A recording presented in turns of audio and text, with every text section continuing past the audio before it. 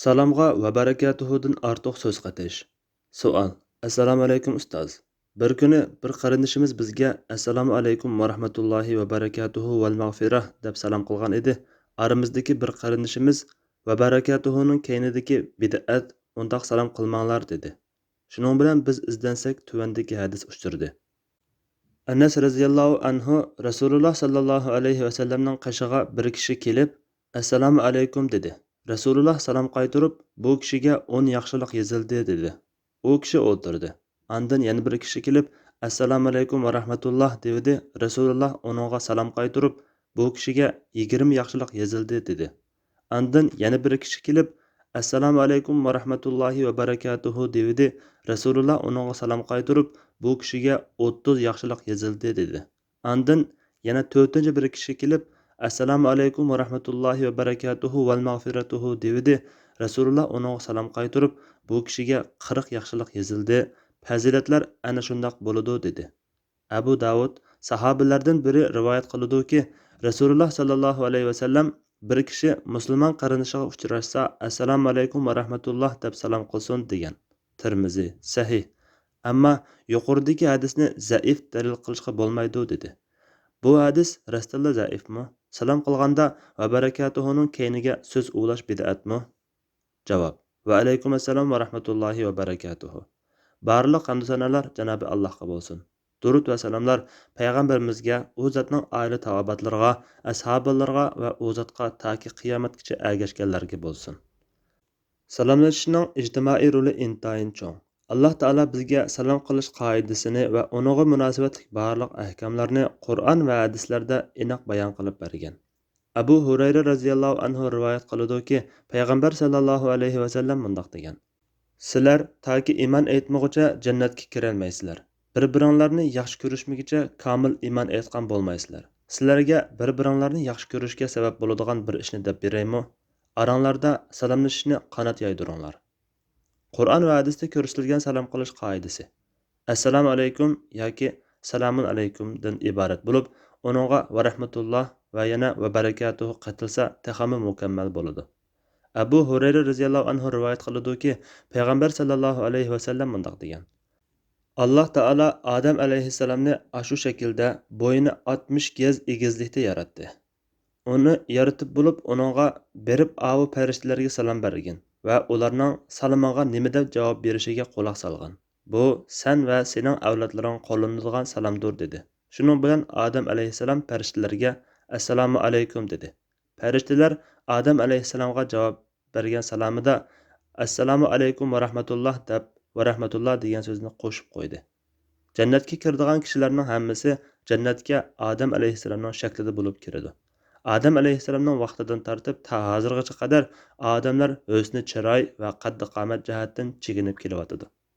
Payg'ambar sallallohu alayhi va sallam barliq hadislarda shundoq salom qilgan. Hatto qabristondagi o'liklarga salom qilganda assalomu alaykum mu'minlar jamoasi deb salom qilgan. Namozda assalomu alayka ayyuhan nabiy va rahmatullohi va barakatuhu. Salom sana ey payg'ambar. Allohning rahmati va barakati sana bo'lsin deyishni o'rgatgan. Dinimizda bu vaqtdagi hukm shuki, ikki musulmon uchrashganda birining yana biriga salom berishi mustahab. Salom qilingan kishining salom qilguvchining salomiga javob qaytarishi vojibdir. Alloh taolo Qur'on Karimda mundaq ko'rsatgan: Sizlarga salom qilinganida uningdan chiroyliroq yoki aynan qaytaringlar. Nisa surasi 86-oyat. Bu oyatga asosan bir kishi assalomu alaykum deb salom bersa, uningga va alaykum assalom va rahmatulloh yoki va alaykum assalom va rahmatullohi va barakatuhu deb javob qaytaramiz. Assalomu alaykum va rahmatulloh deb salom qilsa, uningga va alaykum assalom va rahmatullohi va barakatuhu deb javob qaytaramiz. Alloh taolaning uningdan chiroyliroq qaytaringlar degan amri shundoq javob qaytarishni taqozo qiladi. Assalomu alaykum va rahmatullohi va barakatuhu deb salom qilsa, uningga yanada va alaykum assalom va rahmatullohi va barakatuhu deb javob qaytaramiz. Bu Alloh taolaning yoki aynan qaytaringlar degan amrining taqozosidir. Dinimiz ko'rsatgan salomlashish iborasi yuqorqidek bo'lsa, uningga va mag'firatuhu degandek boshqa iboralarni qatish sunnatga xilof. Chunki Qur'on Karimda va payg'ambarimizning sahih hadislarida assalomu alaykum yoki salamun alaykum yoki assalomu alaykum va rahmatulloh yoki assalomu alaykum va rahmatullohi va barakatuhu deb kelgan. Javob qaytargandami uningdan ortiq javob qaytarish kelmagan. To'g'ri. Siz savolingizda bayon qilgandek Imom Abu Davud rivoyat qilgan bir hadisda va mag'firatuhu deb kelgan. Shundaqla har bir ziyoda qilingan so'zga 10 savob ziyoda beradiganligi ko'rsatilgan. Lekin bu hadisni tekshirish natijasida Imom Abu Davudning sahih rivoyatida va mag'firatuhu degan ibora kelmaganligi, uning boshqa bir zaif rivoyati kelganligi oydinlashadi. İmam İbnül Qayyim rahmatullohi alayh Abu Davud rivoyat qilgan Muaz ibn Anasning bu rivoyati haqida mundaq degan. Bu hadis sahih holatda isbotlanmaydi. Chunki uningda 3 illat bor. Biri u Abu marhum Abdurrahim ibn Maymun qilgan rivoyat bo'lib, uning rivoyati qabul qilinmaydi.